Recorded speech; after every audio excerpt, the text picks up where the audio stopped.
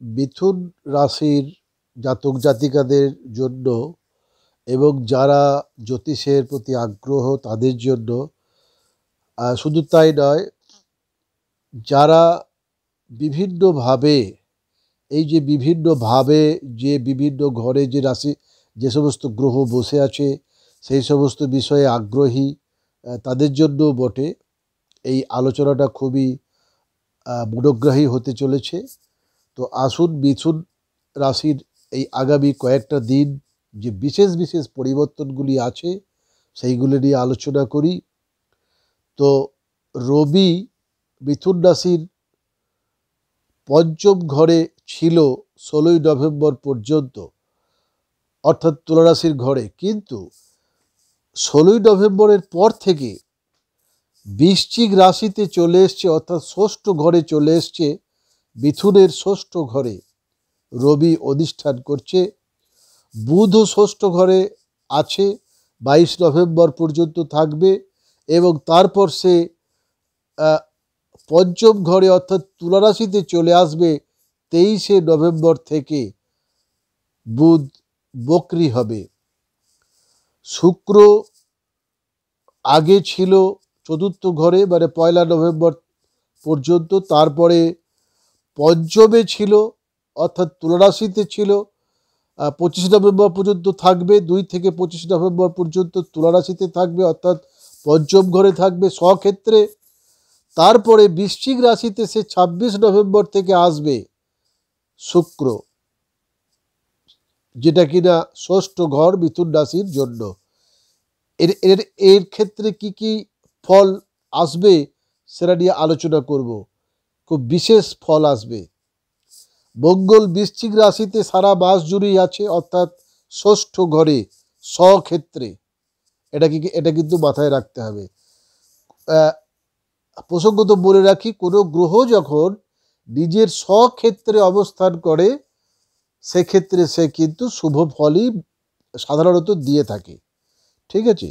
বৃহস্পতি কর্কটে অবস্থান করছে, অর্থাৎ মিথুন রাশির জন্য দ্বিতীয় ঘর হচ্ছে কর্কট। এটা সারা মাস জুড়ে সে কিন্তু সেখানেই থাকবে এবং দ্বিতীয় ঘরকে বলা হয়ে থাকে ধন সম্পদ ঐশ্বর্যের ঘর, আর বৃহস্পতিকেও বলা হয়ে থাকে ধন সম্পদ ঐশ্বর্যের গ্রহ, শিক্ষা দীক্ষা এবং শুভ গ্রহ। তো এর রেজাল্ট কি হবে সে সম্পর্কে আলোচনা করব। মিথুনের দ্বিতীয় ঘরে অবস্থান করছে কর্কটে উচ্চস্থ হয়ে বৃহস্পতি। শনি থাকছে মীন রাশিতে, অর্থাৎ 10তম ঘরে। মিথুনের 10তম ঘরে শনি থাকছে সারা মাস জুড়ে। আর রাহু থাকছে কুম্ভে, অর্থাৎ 9মে সারা মাস জুড়ে। আর কেতু থাকছে সিংহ রাশিতে, অর্থাৎ 3য় ঘরে সারা মাস জুড়ে। তো এই যে বিশেষ বিশেষ গ্রহগুলি অবস্থান, বিশেষ করে বৃশ্চিক রাশিতে অর্থাৎ ষষ্ঠ ঘরে যে এতগুলো শুভ এবং কিছু কিছু ক্রূর গ্রহ বলা যেতে পারে, যেমন হচ্ছে রবি মঙ্গল, এগুলোকে ক্রূর গ্রহ বলা হয়, বুধ, তো এদেরও অবস্থান থাকছে, শুক্রও থাকছে, এই একসঙ্গে সব থাকছে ষষ্ঠ ঘরে। তার কি রেজাল্ট হতে পারে সেটাও আমরা দেখব। তো এই মাসটি বলা যেতে পারে মিথুন রাশির জাতক জাতিকাদের জন্য খুবই একটা ভালো সময়। গ্রহের অবস্থান আপনার জন্য খুবই অনুকূল। দ্বিতীয় ঘরে উচ্চস্থ বৃহস্পতি আর্থিক স্থিতিশীলতা আনবে এবং পারিবারিক সুখ নিয়ে আসবে। পঞ্চম ঘরে স্বক্ষেত্রে শুক্র 2 থেকে 25 নভেম্বর পর্যন্ত থাকছে। এটাও আপনাকে সৃজনশীলতা, রোম্যান্স এবং সন্তানদের কাছ থেকে শুভ সংবাদ প্রদান করবে। উপরন্তু ষষ্ঠ ঘরে স্বক্ষেত্রে মঙ্গল বসবাস করছে সারা মাস জুড়ে, যার ফলে আপনাকে বিভিন্ন বাধা এবং প্রতিযোগীদের সঙ্গে প্রতিযোগিতায় অতিক্রম করার শক্তি দেবে। তো এবার আসি কর্মজীবন এবং চাকরি। কর্মজীবনে আপনি আপনার সহকর্মী এবং ঊর্ধ্বতনদের কাছ থেকে ভালো উন্নতি ও সমর্থন দেখতে পাবেন। আপনার কাজের চাপ কম থাকবে এবং ভালো সমর্থন পাবেন। যদিও দশম ঘরে শনি ক্রমাগত প্রচেষ্টার দাবি রাখে। 16 নভেম্বর থেকে ষষ্ঠ ঘরে মঙ্গলের সাথে রবির সংযোগ আপনার দৈনন্দিন কাজ এবং সেবায় সাফল্যের জন্য একটি শক্তিশালী সমন্বয় তৈরি করবে। যারা নতুন চাকরি খুঁজছেন বা চাকরি পরিবর্তন বা পদোন্নতির চেষ্টা করছেন, তারা এই মাসে কাঙ্ক্ষিত ফল পাবেন। আর্থিক অবস্থা, আর্থিকভাবে এই মাসটি আপনার জন্য খুবই সহায়ক হবে। দ্বিতীয় ঘরে অর্থাৎ আপনার ধনস্থানে বা ধনভাবে অবস্থান করছে উচ্চস্থ হয়ে গুরু বৃহস্পতি অবস্থান করছে। এটা কিন্তু আপনাকে ভালো আয়ের দিক নির্দেশ করে এবং আপনার সঞ্চয় বৃদ্ধি নিশ্চিত করবে। আপনি প্রতিটি কাজে সাফল্য পাবেন। যারা ঋণ বা আর্থিক সাহায্যের জন্য আবেদন করেছেন, তারা এই মাসে তো পাবেনই, উপরন্তু ওই যে ঋণ, সেই ঋণ নিয়ে আপনাকে শোধ করা নিয়ে চিন্তাও করতে হবে না।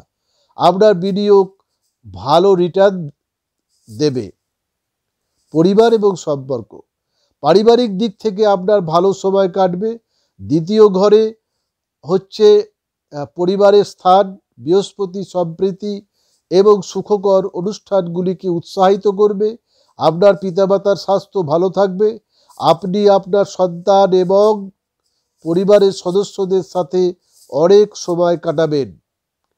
পঞ্চম ঘরে যেহেতু শুক্র আপনার সন্তানদের জন্য খুবই ভালো এবং তারা তাদের ক্ষেত্রে পারদর্শী হবে। আপনার জীবনসাথী নতুন চাকরি বা পদোন্নতি পেতে পারেন। এবার আসি স্বাস্থ্য সম্পর্কে। স্বাস্থ্যের দিক থেকে এই মাসটি ভালো থাকবে। বড় কোনো স্বাস্থ্য সমস্যার ইঙ্গিত দেখা যাচ্ছে না। ষষ্ঠ ঘরে মঙ্গল যে কোনো অসুস্থতা দ্রুত কাটিয়ে উঠতে সক্রিয়ভাবে সাহায্য করবে। আপনি ছোটোখাটো স্বাস্থ্য সমস্যায় ভুগতে পারেন, কিন্তু আপনি দ্রুত সুস্থ হয়ে উঠবেন। 23শে নভেম্বর থেকে বুধ বক্রী হওয়ার কারণে কিছু ত্বক বা স্নায়ু সংক্রান্ত ছোটোখাটো সমস্যা হতে পারে, তাই প্রাথমিক সতর্কতা অবলম্বন করুন।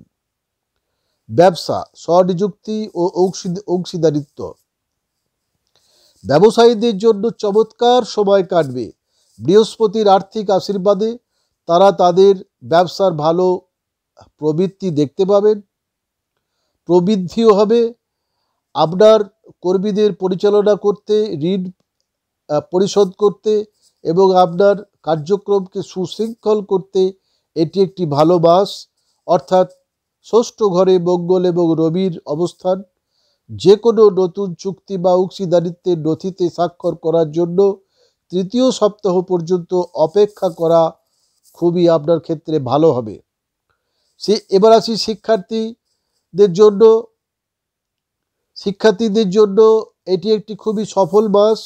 পঞ্চম ঘরে শুক্র আপনার আগ্রহ এবং সৃজনশীলতা বাড়াবে। আপনি আপনার পরীক্ষায় এবং প্রতিটি প্রচেষ্টায় সাফল্য পাবেন। আপনি আপনার পিতামাতা এবং শিক্ষকদের কাছ থেকেও খুবই ভালো সমর্থন পাবেন। আপনার লগ্ন অধিপতি বুধ 23 নভেম্বর থেকে পঞ্চম ঘরে বক্রী হওয়ার কারণে এটি পরামর্শ দেয় যে আপনি আপনার কাজ জমা দেওয়ার আগে দুবার পরীক্ষা করে নিন।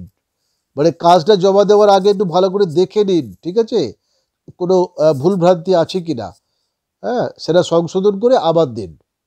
সহজ প্রতিকার, দ্বিতীয় ঘরে বৃহস্পতির জন্য আপনার পরিবারের সদস্য এবং শিক্ষকদের সম্মান করুন। বৃহস্পতিবার হলুদ রঙের জিনিস যেমন কলা বা ছোলার ডাল দান করুন।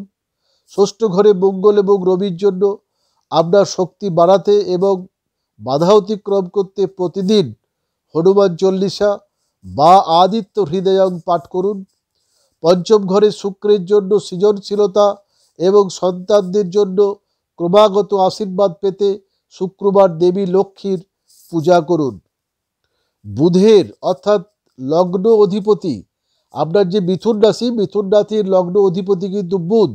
সেই জন্য বুধ যেহেতু বক্রী হয়ে যাচ্ছে 23শে নভেম্বর থেকে, সেই জন্য আপনার পড়াশোনা এবং কথোপকথনে স্বচ্ছতা বজায় রাখতে বিশেষ করে 23 নভেম্বরের পরে গণেশের পুজো করুন।